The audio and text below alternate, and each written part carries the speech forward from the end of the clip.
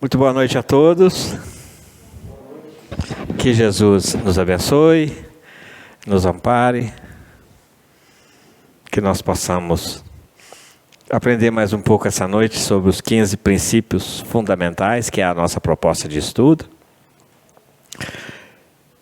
Estamos estudando o princípio fundamental reencarnação, que é o 8º nessa sequência dos 15. Está dando para ver bem aí, Mauri? Na câmera. Deus, Jesus, Espírito, Perispírito, evolução, livre-arbítrio, lei de causa e efeito, reencarnação, pluralidade dos mundos habitados, imortalidade da alma, vida futura, plano espiritual, mediunidade, influência dos espíritos na nossa vida e ação dos espíritos na natureza. 15 princípios fundamentais.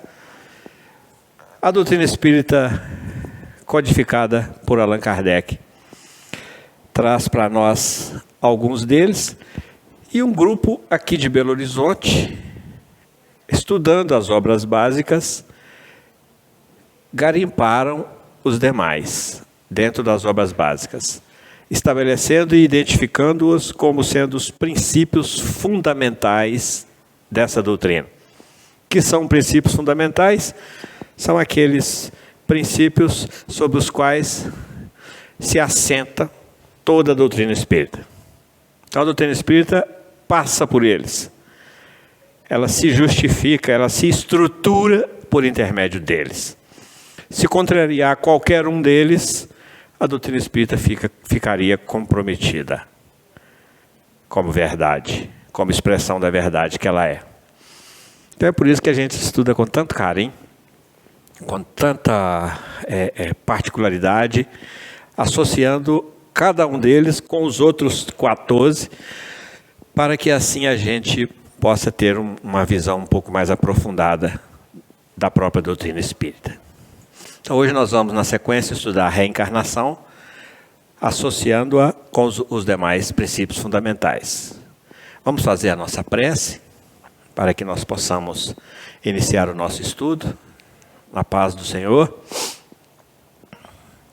Querido Jesus, em Tuas mãos amigas, Senhor, nós nos entregamos nesse instante, na certeza de que o Senhor cuidará de nós, nos intuirá, nos instruirá, nos amparará nas nossas fragilidades, nas nossas dificuldades de entendimento. Pedimos hoje, Senhor, em especial a Tua bênção para o nosso amigo Ulisses, companheiro de estudos aqui dessa casa, que hoje retornou ao plano espiritual. Que os nossos amigos espirituais, que Francisco de Assis, em Teu nome, Senhor, possa acolhê-lo, recebê-lo com muita afetividade, que o Senhor sabe muito bem que ele merece. Que a Tua paz, Senhor, possa estar no coração dele nesse instante, e que ele possa estar receptivo a todo o amparo que o Senhor certamente dará a ele, por intermédio de seus inúmeros trabalhadores no plano espiritual.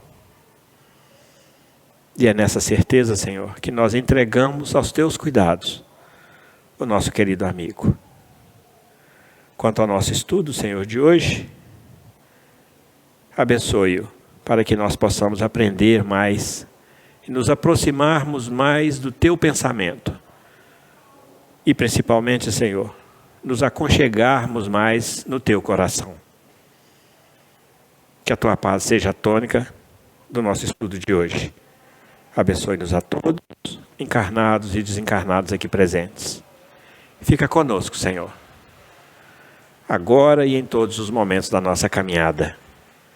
Que assim seja. Nosso querido amigo Ulisses hoje retornou ao plano espiritual. Não sei se todos estão sabendo. E ele era um companheiro, é um companheiro de caminhada muito interessante, muito dedicado, e aprendemos muito com ele. Continuamos juntos, né? Todos nós.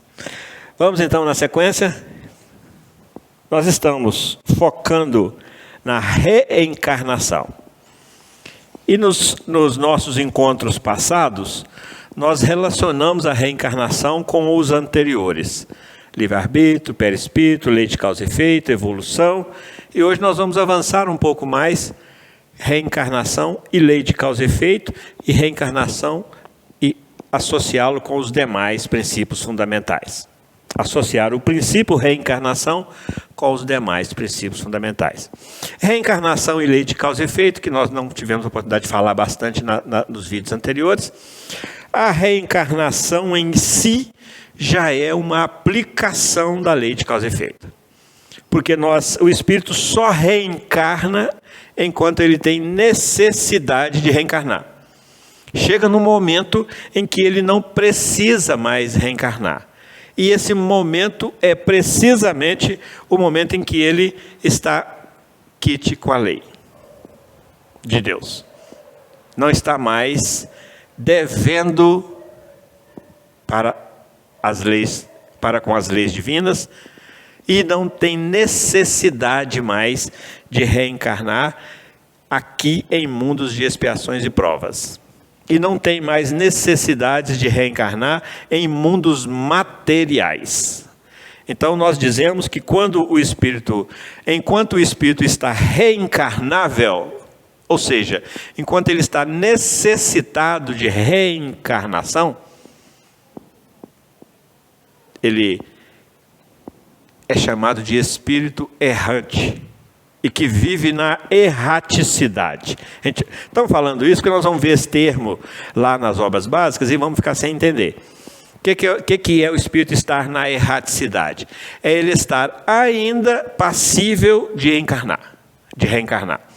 Porque nós reencarnamos aqui nesse mundo, que é um mundo de expiações e de provas. Quando nós falamos de expiações, obviamente, nós estamos mencionando a lei de causa e efeito. Porque expiar é submeter-se às mesmas circunstâncias que nós provocamos ao outro, para que nós possamos aprender com isso. Não é castigo de Deus, não, é oportunidade divina. Porque nós imaginávamos que Deus, se nós desencarnássemos no erro, no pecado, como nós entendíamos anteriormente e chamávamos anteriormente, se nós desencarnássemos, morrêssemos, como falávamos também anteriormente, em pecado, nós teríamos um destino já definido, ou iríamos para o purgatório, ou iríamos para o inferno, e aquela coisa que a gente tem conversado tanto. E que hoje a nossa inteligência não deixa mais a gente entender da forma que entendíamos antes. Porque são situações completamente absurdas e incoerentes com o perfil de Deus que nós estamos enxergando agora. Que é, dentro desse perfil, a soberana justiça e a soberana bondade de Deus. Então Deus, que é soberanamente justo e bom, de forma nenhuma nos mandaria para o inferno eternamente. Naquele inferno descrito tão bravamente, tão horrendamente descrito para nós. Então, reencarnação e lei de causa e efeito são intercomplementares, interdependentes, estão interrelacionadas, porque nós só reencarnamos enquanto temos esse débito com a lei divina. A partir desse momento, nós atingimos uma tranquilidade, uma paz de consciência, um estágio de reino de Deus em nós. O que é reino de Deus? Qualidade de vida espiritual. Que nós não necessitamos mais reencarnar. Estamos reencarnados aqui porque temos débitos com a lei divina, que nós contraímos esses débitos em outras encarnações passadas e estamos encarnados agora com o objetivo de consertar tudo isso que nós fizemos. Chico Xavier fala para nós que nós não podemos voltar lá atrás e consertar aquilo que nós fizemos de equívoco e de errado. Mas nós podemos agora começar a estabelecer um novo fim. Então, Emmanuel fala que a reencarnação poderia ser considerada como sendo o perdão divino, se é que Deus pudesse perdoar. Esse se é que Deus pudesse perdoar, fica a critério nosso. O que é perdão para nós?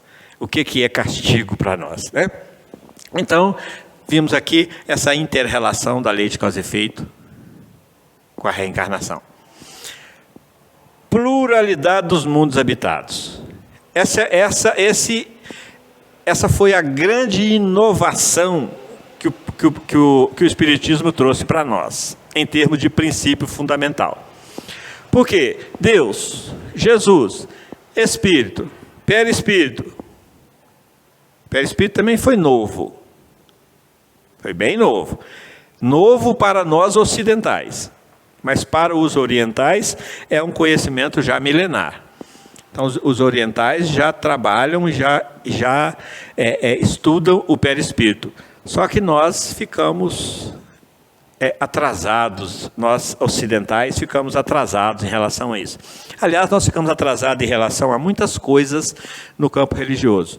Porque através de canetadas, de decisões humanas, de concílios, muitos desses conhecimentos foram proibidos de compor o ensinamento religioso. O concílio de Nicéia, o concílio de Constantinopla, que é um concílio, era uma reunião de clérigos juntamente com políticos da época. Houve um momento em que a igreja se fundiu ao poder e nós nos arvoramos em elaborar decretos religiosos. E dentre os decretos, um deles foi que a reencarnação fosse impedida de ser ensinada no ensino religioso. Como naquela época quem mandava era Roma, o poder era romano, e o catolicismo se estruturou em Roma, então, e como era e foi durante todo esse tempo a religião predominante, uma vez que ela não ensinou isso aqui, todas as outras escolas religiosas que se derivaram do catolicismo, como o protestantismo, etc., todas as linhas do protestantismo, todos os que se intitulam cristãos retiraram do ensinamento a reencarnação. Então o Espiritismo chega resgatando esse ensinamento e chega também trazendo a pluralidade dos mundos habitados, como sendo uma interpretação ou uma admissão da expressão do Cristo de que há muitas moradas na casa do Pai. Que moradas são essas? E aí, quando a gente joga esse princípio fundamental dentro de todos os outros, fazendo associação, nós vamos fazer isso nos próximos dias, a gente vai concluindo essa absoluta possibilidade de que haja vida em outros planetas. Não porque ninguém falou, mas é por uma questão muito lógica, porque Deus não criou a Terra, Deus criou o universo. E Deus não criaria o universo todo para ter vida só na Terra.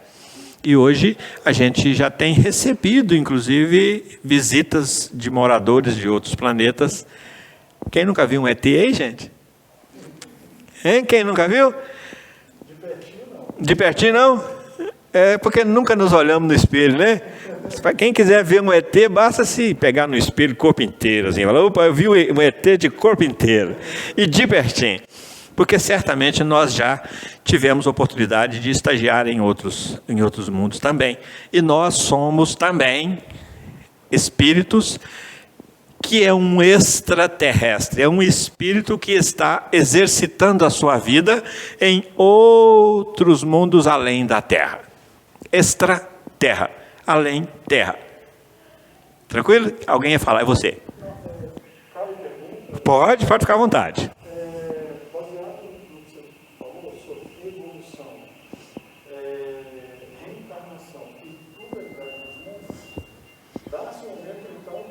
precisamos nos reencarnar. Como é feita essa transição, ou não é feita, quando a gente não precisa reencarnar no corpo, como é que o espírito passa de um plano para o outro? Eu usei tudo aqui, o quadro, e não deixei espaço para nós podermos. Vou tirar esse último aqui, que é a ação dos espíritos da natureza, que nós vamos utilizar esse cantinho aqui. Existe um gráfico, que é derivado da interpretação da questão 605 do Livro dos Espíritos, que fala para nós da evolução. Questão 605, Kardec pergunta o que acontece com o ser humano, que uma hora ele tem atitude de bicho, outra hora tem atitude de gente. Acaso ele teria duas almas? Kardec pergunta assim. Os espíritos respondem assim, não. Na verdade, ele tem duas naturezas. Uma natureza material e uma natureza espiritual. E daqui, um estudioso lá do Nordeste do Brasil, chamado Durval Ciampone, ele estabeleceu um gráfico para mostrar para nós, iniciando o raciocínio por essa questão 605, para mostrar para nós a trajetória do espírito. Então, aqui, desde aqui até aqui, é a nossa trajetória na matéria. Ó. Daqui até aqui. Ó. Até aqui. Então, à medida que nós vamos caminhando, a nossa evolução, obviamente, é para frente e para o alto, né? E à medida que a gente vai caminhando, nós vamos nos espiritualizando e vamos nos desmaterializando. Ou seja, vamos ganhando espiritualidade e perdendo materialidade. Materialidade, materialidade, materialidade, espiritualidade. Está dando para enxergar isso bem, né? Então, na medida que a gente vai caminhando, caminhando como? Reencarnando.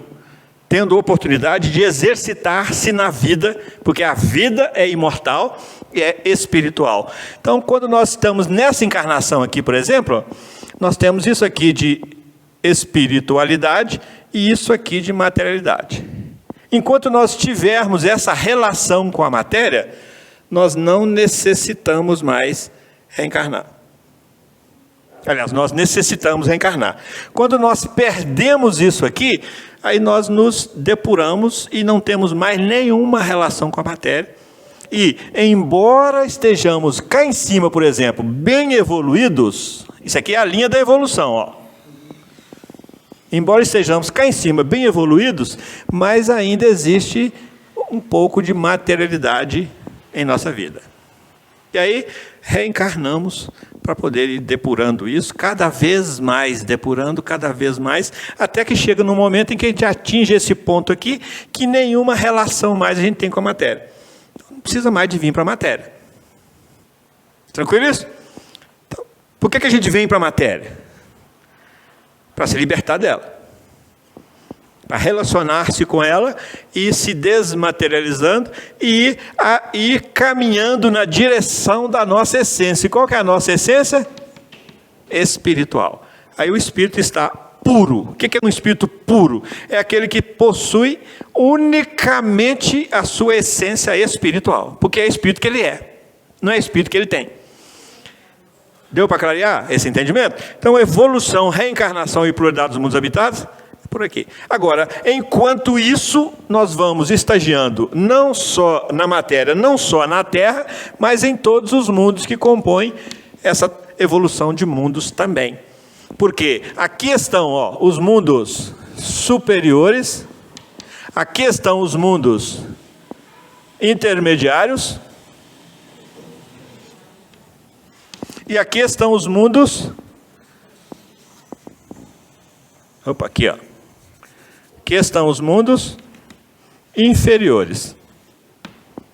Nessa faixa aqui os mundos inferiores, aqui os intermediários, aqui os superiores. Aqui estão os bons espíritos, os bons, aqui estão os puros, e aqui estão os imperfeitos, os inferiores. Tranquilo isso, gente? Dá para enxergar todo mundo? Então, é um gráfico interessante que a gente consegue visualizar muita coisa nele. Então, pluralidade dos mundos habitados, há muitas moradas na casa do Pai, Jesus já nos diz. E o nosso raciocínio, a nossa inteligência, nos diz que Deus, que é criador de universos, a gente fala de universo, mas hoje já se fala nos multiversos, Deus, que é criador de universos, teria que conhecer muito pouco de custo-benefício para construir o universo e usar só a Terra, né?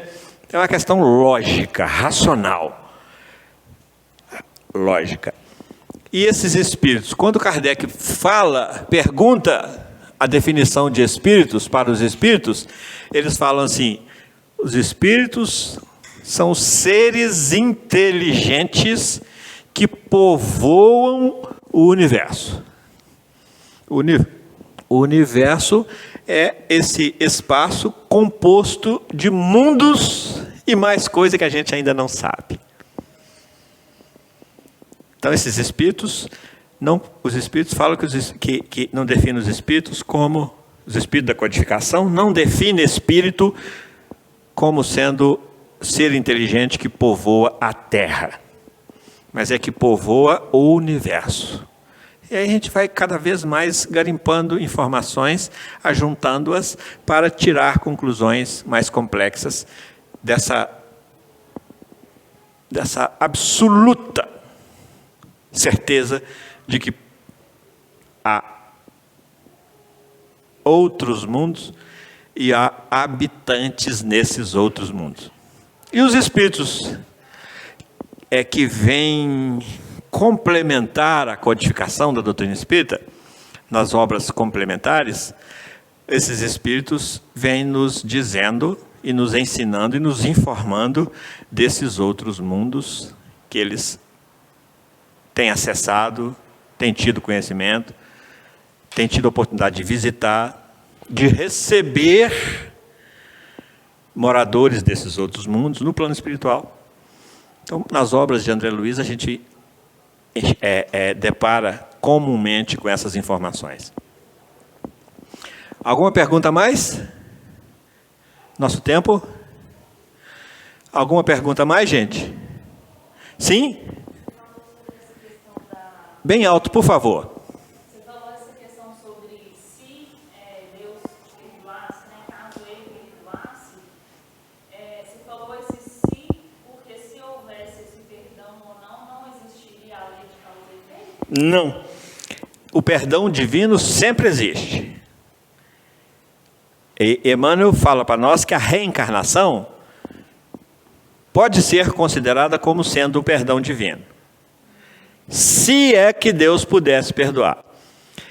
Particularmente, entendemos que esse se é que Deus pudesse perdoar, Emmanuel está colocando no nosso colo esse discernimento, essa necessidade de discernimento, e nos perguntando assim: o que é perdão para você? É essa coisa gratuita? É esse esquecer? Então ele está nos chamando a fazer uma reflexão sobre o que entendemos sobre o perdão divino. Deus perdoa? Perdoa sim, mas não perdoa da forma como a gente entende perdão. É um perdão mais ativo, é um perdão mais ação, é um perdão mais oportunidade, através de uma encarnação nova. A gente vem aqui, apronta, transgride as leis divinas e retorna ao plano espiritual. O que será da nossa consciência? Porque onde a gente vai, a gente se leva integralmente. Qual será o nosso estado de paz, de espírito, de felicidade no plano espiritual? O mesmo daqui, obviamente, porque a nossa consciência é a mesma. Emmanuel fala para nós, na primeira frase do livro Pensamento e Vida, que a casa mental é o espelho da vida em toda parte. Em outras palavras, ele está nos dizendo que onde a gente vai, a gente se leva do jeito que a gente é. Então, quando nós desencarnamos e adentramos ao plano espiritual, aportamos ao plano espiritual, com que consciência nós vamos estar lá? Então, isso vai estar nos incomodando tão profundamente que, naturalmente, nós vamos buscar alternativa de consertar isso. para isso é preciso que entre a soberana justiça e misericórdia divinas, nos concedendo nova oportunidade, como expressão de perdão. Quando Emmanuel fala, se é que Deus pudesse perdoar, ele está voltando a repetir, ele está chamando a gente para fazer uma reflexão do que é perdão para nós. E principalmente, de como é Deus para nós. Como nós vemos Deus, como nós concebemos Deus, como nós enxergamos Deus, como nós sentimos Deus. Independentemente de qualquer expressão de Emmanuel, é uma necessidade que a gente tem hoje, clara, de estabelecermos um novo perfil divino para nós. Porque aquele Deus que castiga da forma como nós entendemos castigo, e que perdoa da forma como nós entendemos perdão, esse Deus precisa de ser revisto. Tranquilo isso? Oi. Sim.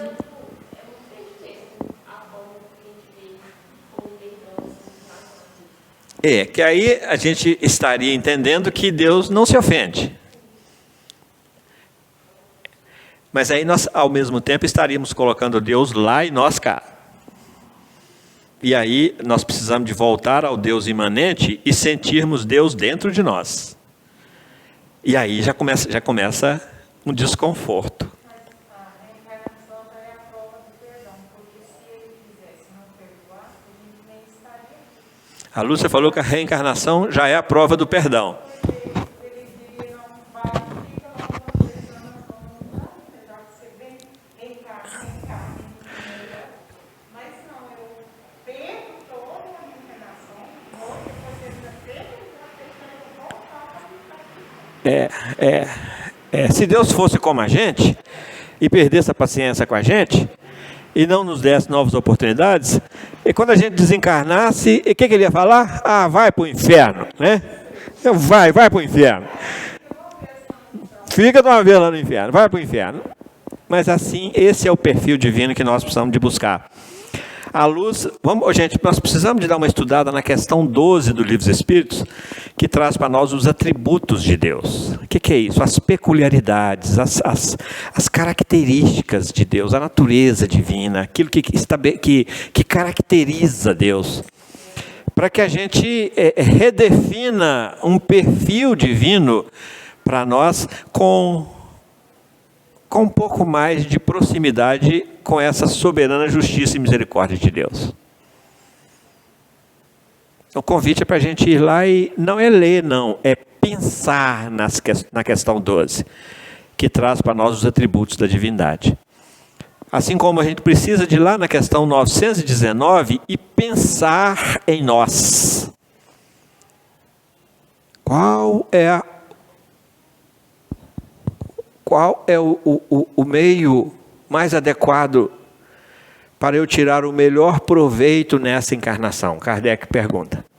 Os Espíritos respondem, um sábio da antiguidade já vos disse, conheça-te a ti mesmo. Então, da mesma forma que nós precisamos de ir na questão 12 para conhecer um pouco mais Deus, nós precisamos de ir na 919 e pegar aquela cartilha que Santo Agostinho deixou para nós no comentário a essa resposta, na questão 919, e começar a estudar aquilo, para que a gente conheça um pouco mais Deus e para que a gente conheça um pouco mais a si mesmo. A busca do autoconhecimento, conheça-te a ti mesmo. A gente às vezes não tem coragem de se olhar no espelho e enxergar o ET e nem se conhecer, né? Como nós brincamos ainda há pouco do ET, esse ET sou eu, cada um de nós. É esse extraterrestre, porque nós não somos terráqueos. Nós não somos terráqueos, precisamos botar isso na cabeça. Nós estamos agora, por necessidade, estagiando na Terra. Mas outros mundos nos aguardam, mundos mais evoluídos, nos aguardam o que em nós? A nossa própria evolução. Porque não se sai do ensino fundamental e vai para a faculdade. É preciso passar pelo ensino médio, é preciso passar por um vestibular. E nós estamos aí às portas de uma nova era, na alvorada de uma nova era. Isso não é segredo para ninguém mais. Nós estamos num momento em que estamos em transição para um estágio diferenciado do de agora. Característica principal desse novo estágio para o qual a Terra está caminhando é a predominância do bem. Característica principal desse estágio em que a Terra se encontra é a predominância do mal. E quando a gente fala predominância, não é perigoso a gente só enxergar o mal. Não. A predominância pode ser até metade mais um, já é predominância. Mas a gente às vezes quer que seja 90% mal, porque o nosso olhar é ruim, só enxerga o mal, só enxerga o feio. Não. Precisamos de nos vigiar disso. Então Jesus, inclusive, nos chama a atenção para isso. Se os teus olhos forem bons, todo o teu corpo será bom. Se os teus olhos forem maus, todo o teu corpo será treva, será mal. O que ele está nos chamando a atenção? Para que a gente policie a nossa visão, que é um dos nossos sentidos. Para que a gente comece a ter olhos de ver também o belo, também o bom. Mas a gente, às vezes, nesse pessimismo, nesse negativismo, nesse marasmo que a gente vem trazendo de outras encarnações e que reflete na nossa encarnação de agora, periga de tendermos a enxergar só o lado feio. Então nós precisamos de ter um pouco mais de cuidado com isso. Quando ele fala sobre os olhos, aí ele faz um alerta que é fundamental para a gente conversar sobre ele. Quando ele fala sobre a necessidade de a gente vigiar o nosso olhar, e aí ele fala, mas vigiai, para que a luz que há em ti não seja treva. Ou seja, para que a gente aprenda a processar isso dentro de uma lógica, dentro de uma racionalidade, e principalmente com uma referência segura que é o Evangelho. Que é o equilíbrio. Ok? Mais alguma pergunta, gente, sobre isso?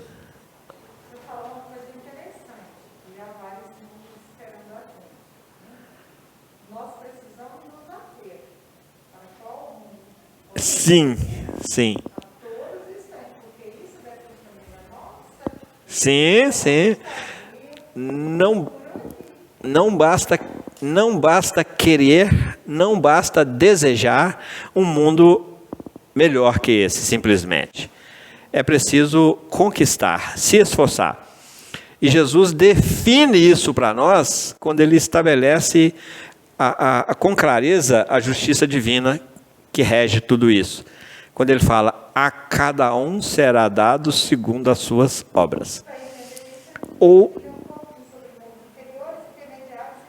sim, mundos inferiores, mundos intermediários e mundos superiores. Nós estamos transitando, obviamente, em evolução do inferior para os intermediários e depois, quando a gente ficar puro, né?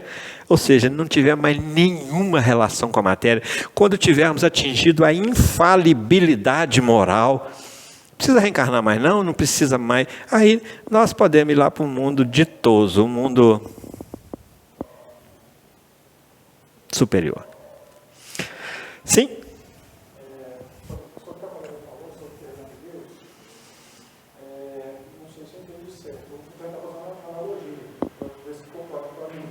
Sobre o perdão de Deus. Sim.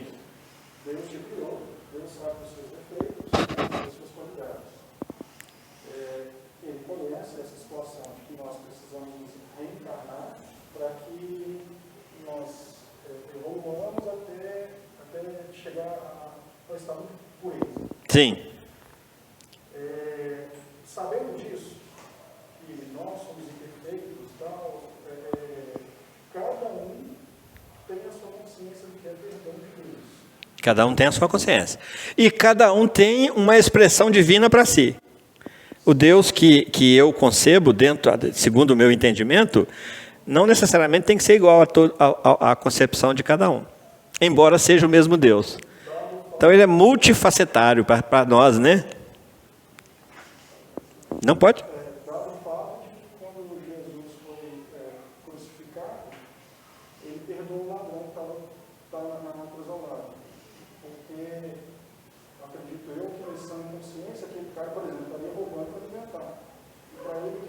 não estava sendo Sim. pecado, digamos assim.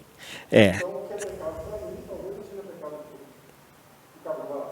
Sim, sim. Há uma relatividade. Então, quando Jesus...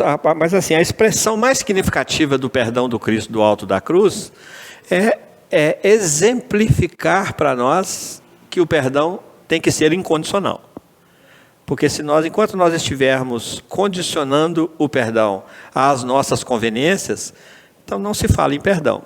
Então Jesus, apesar de tudo que aconteceu com ele, de tudo que fizemos com ele, ele ainda nos perdoa e nos justifica, dizendo para nós, Pai, orando a Deus, Pai, perdoe-os, porque eles não sabem o que fazem. Então aí ele entra com um componente que é a ignorância, que é um elemento utilizado pela soberana justiça divina como um elemento para caracterizar uma dosimetria da pena, vamos chamar assim. O que acontece no direito humano? Então tem alguns elementos que vêm trazer uma dosimetria da pena. Quantos anos ele vai pegar?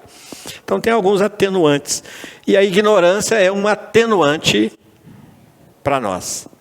Mas, em compensação, o conhecimento já é um complicador. Daquele que mais tem, mais será pedido, mais será... Vamos fazer uma pequena interrupção no nosso estudo de agora e voltamos daqui a pouquinho no segundo tempo do nosso estudo de hoje. Hoje são 1º de agosto de 2022, segunda-feira. Então daqui a pouco a gente volta com o segundo tempo, ok?